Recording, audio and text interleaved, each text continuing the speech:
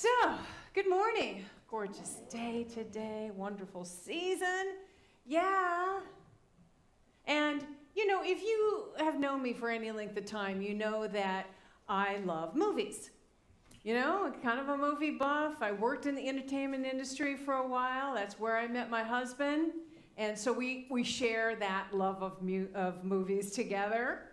And so in this season, this holiday season, we all have an opportunity of seeing some really good classic Christmas movies. And I think one of the appealing factors of some of these movies are, at the end of a lot of these, they're a similar formula, but at the end of some of these movies, there's either someone or a group of people who have a change of heart and suddenly give of their love in some meaningful way, right? That's the thing. I think that's the thing here's another scenario, is the main character who has been blind to all of the gifts in their lives, all the good, suddenly has an awakening, right? That's some of this. So I think that's what makes them classics, is they speak to that place in us that knows that when we open our heart, when we share of our love, in an active way, we experience happiness. And the world lights up. So I'm thinking of that moment in A Christmas Carol, Dickens' A Christmas Carol, when Scrooge wakes up on Christmas morning after experiencing a literal dark night of the soul. That is some dark night of the soul. And he wakes up and he greets the morning with a heart overflowing with love and generosity, right? Or that scene in Charlie Brown Christmas.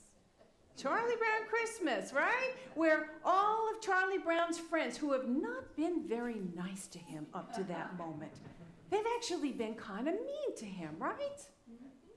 And then suddenly they all have a change of heart, and they get connected with the true meaning of Christmas.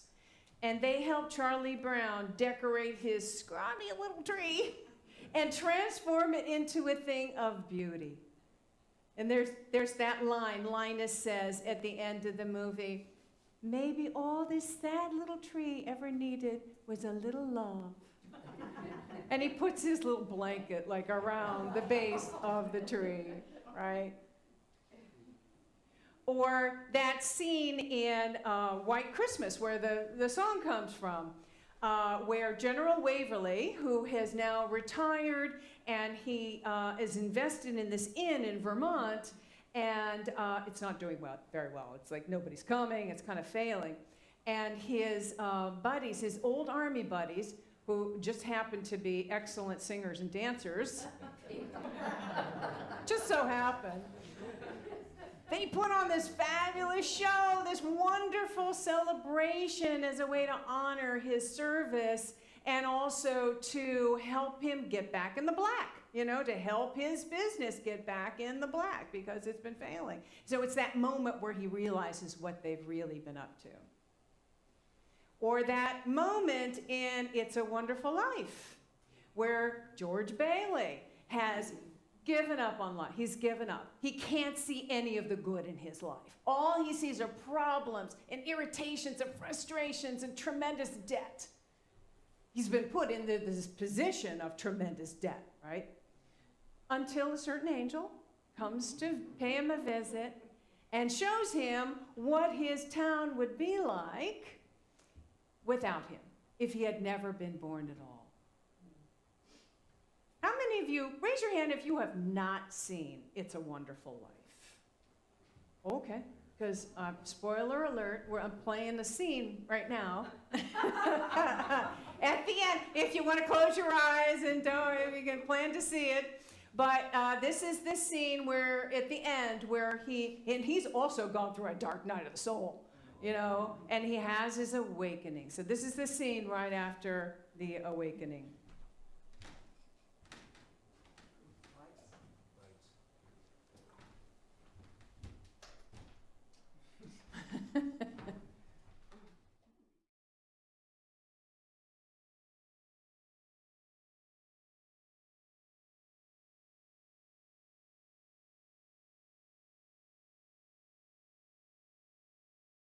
Isn't it wonderful? So many friends. Mary did it, George. Mary did it. She told some people you were in trouble, and they scattered all over town collecting money. Didn't ask any question, just said, George in trouble. Tell me, you What is never this, saw anything like it. Spread like fair. Another run on the bank? Here, George. Merry Christmas. Now, don't push. There we are. The line forms on the right. The line forms on the right. Come on, coming, George. Merry Christmas. And God bless you. Oh, Mr. Martini. Here's Martini. Step right up here. You all get up. I busted the jukebox, too.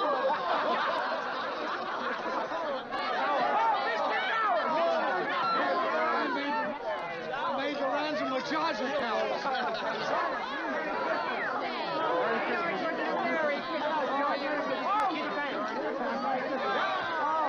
not gonna go, George. I changed my mind.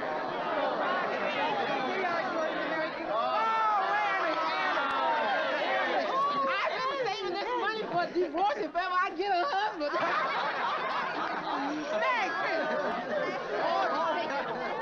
Here you are, George. You got the faculty all left out of it. Here's some beautiful for you, baby. I wouldn't have a roof over my head if it wasn't for you, George. Just a minute. Just a minute. Quiet, everybody. Quiet. Quiet. Now get this. It's from London. Oh. Mr. Gower cabled you need cash. Stop. My office instructed to advance you up to $25,000. Stop. Hee-haw and Merry Christmas, Sam Wainwright.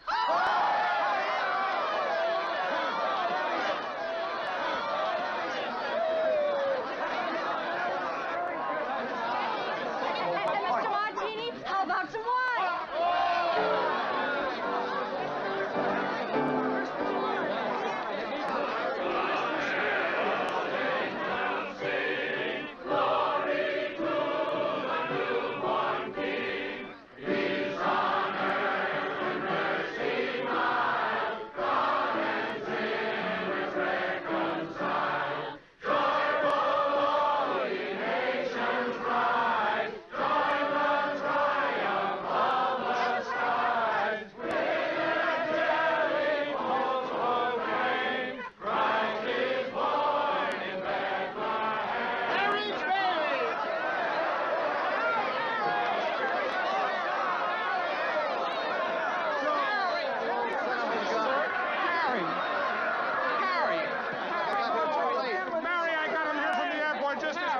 The fool flew all the way up here in a blizzard. Harry, how about your Banford in New York? Oh, I left right in the middle of it. As soon as I got Mary's telegram. Good idea, Ernie. A toast. To my big brother, George, the richest man in town.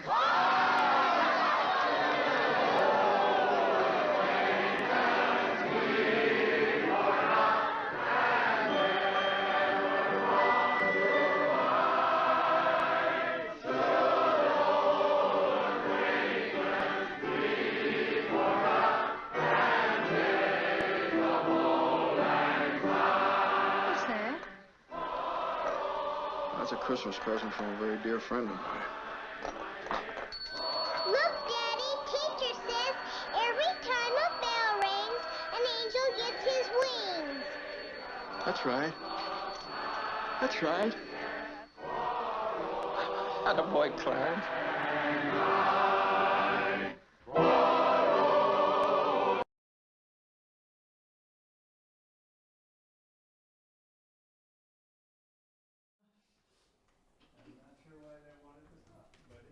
Well, that's all we need.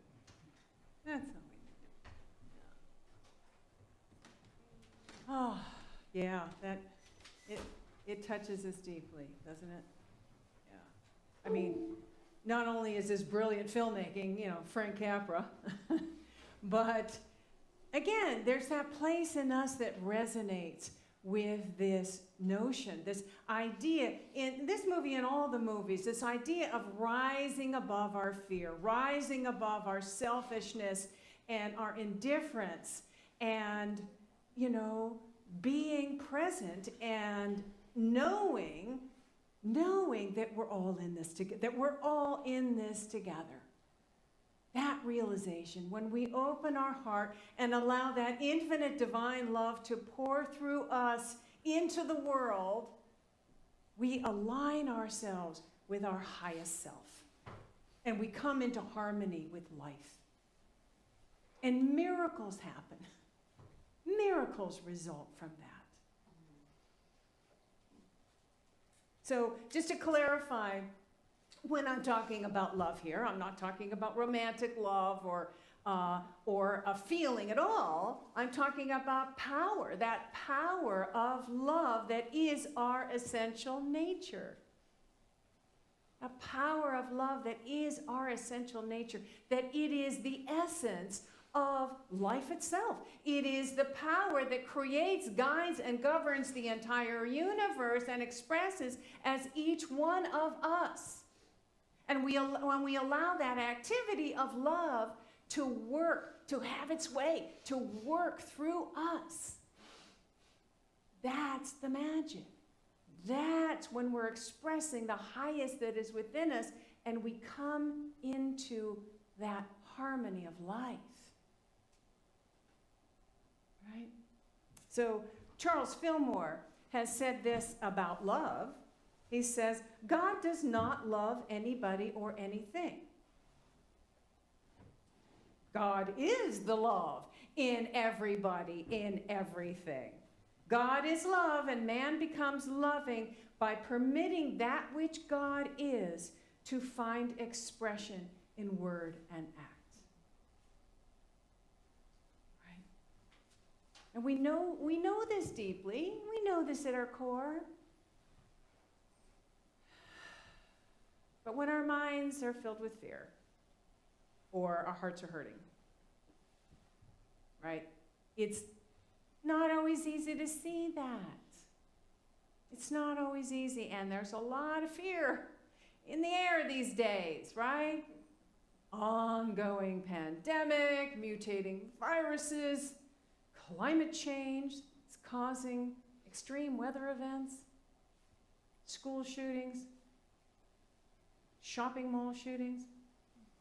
I was at South Point a few weeks ago. Guess it was Good Friday. Yeah, not Good Friday. Yeah, no. Black Friday. Whole different experience. A different celebration. Celebration of consumerism. So Olivia, right, my daughter, she took me to Urban Outfitters. So we're shopping in Urban Outfitters and, finding some good deals. And then suddenly the employees started acting really weird. And I was like, what's going on? And you could kind of feel a weirdness in the air. And then suddenly we were told that there was an active shooter in the mall. And that we'd have to hunker down in the panic room with the employees or immediately leave and run to our cars.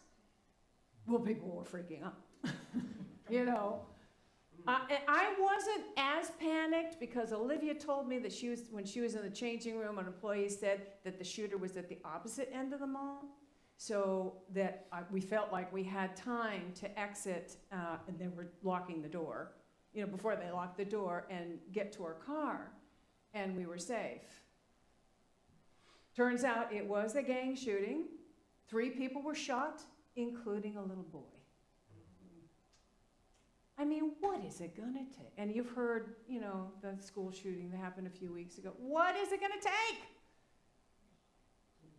I don't know. And guns are a symbol of our fear. That's what they are. All weapons are a symbol of our fear. If we didn't fear somebody or something, we wouldn't need it. I mean, maybe a rifle for hunters, but you don't need an AK-47 to shoot a deer, right? So, sorry, I diverted a little bit. Let me get back here. So my point is, it's a challenge to stay centered in love when our minds are filled with fear. And at other times, it's not always easy. And you know this, it's a challenge. And I think with all of these things, climate change, shootings, the pandemic, with all of that, the fear, I think part of the fear comes from a sense of powerlessness. We sometimes feel powerless over the forces that seem to be raging out of control. So what is the cure for powerlessness? Taking action. Taking action. But not any kind of action. Action that flows from that connection that we have with that divine love within us. From that place, opening our heart and sharing of our love actively. That's the antidote. Right? Giving to others, like in all these Christmas stories, that's what brings things back to life and aligns us with the forces of harmony. That's where we want to be. And in this holiday season, there's plenty of opportunities to do that, to express our love, to give, to share. I mean, isn't that what we love the most about this holiday season? It's an opportunity to give. That's where we feel the joy and the love. That's where that comes from. It's a giving season. We get to give. And if you are looking for an opportunity to take action like this, to give, we have a wonderful opportunity right here. I don't know if you noticed that when you came in the front door, there's an angel tree, a tall, skinny angel tree, but it's filled with ornaments, little paper ornaments, and on each of those paper ornaments, there is a wish from a child or that child's mother, who are right now taking shelter at Home Start. They're fleeing domestic abuse, right? There's also some angels that have the names of some senior citizens who are living under, the poverty line, and they very often get ignored this time of year. So all you have to do is take one of those angels from the tree, and before you take it home, make sure you put your name down. Debbie has created this little spreadsheet, and there's a number associated with it. You find match the number and put your name there. If you're watching us online, you can participate in this too. Maybe Debbie is putting up a screen that shows you where to go on our website, and you do the same thing. You choose which gift you want to give, which wish you want to fulfill. You put your name to it. And here's the thing. We want to go out and get the gift this week and bring it back by next Sunday, right? Is it next Sunday? That's the deadline. Next Sunday is the deadline. And wrapped, please. If you can't wrap it, you're just like in too much of a hurry, don't worry. We'll figure it out. We'll wrap it. But the important thing is to get it here next Sunday. Let's see if we can create some magic for these families, like the folks at Bedford Falls did for George Bailey in It's a Wonderful Life. We can create that kind of magic for people. We can do it. And I guarantee you, you'll feel the magic too. You'll feel it, right? That's when we allow that limitless divine love to pour through us. We experience that joy. We experience that love. That's magic. That's that holiday, miraculous feeling that we're all looking for. So let's just take this in for a moment. Let's just bring this inside. Sit back for another moment. Maybe close your eyes. I'd like to read this passage from The Science of Mind by Ernest Holmes. And he, in part of the book, the textbook, there's a section where he takes traditional biblical quotes and he retranslates them into more kind of universal New Thought language. And I have taken the privilege of changing it even further to sort of retranslate the gender bias language, because that doesn't fit in our ears very well these days. All right, so this is a passage from Matthew 22:36. Just take a breath. Be with this. The two great commandments are to love God and our brothers and sisters. On these hang all the laws and the prophets. Love is a complete unity with life. And we cannot enter this state unless we are in unity with all that lives, for all life is one. To love God alone is not enough, for this would exclude our fellow humanity. To love our fellow humanity alone is not sufficient, for this would be too limited a concept of God. When we realize that God and humanity are one and not two, we shall love both. We shall love humanity as an expression of God, and God as the life principle in all. Let's breathe that in.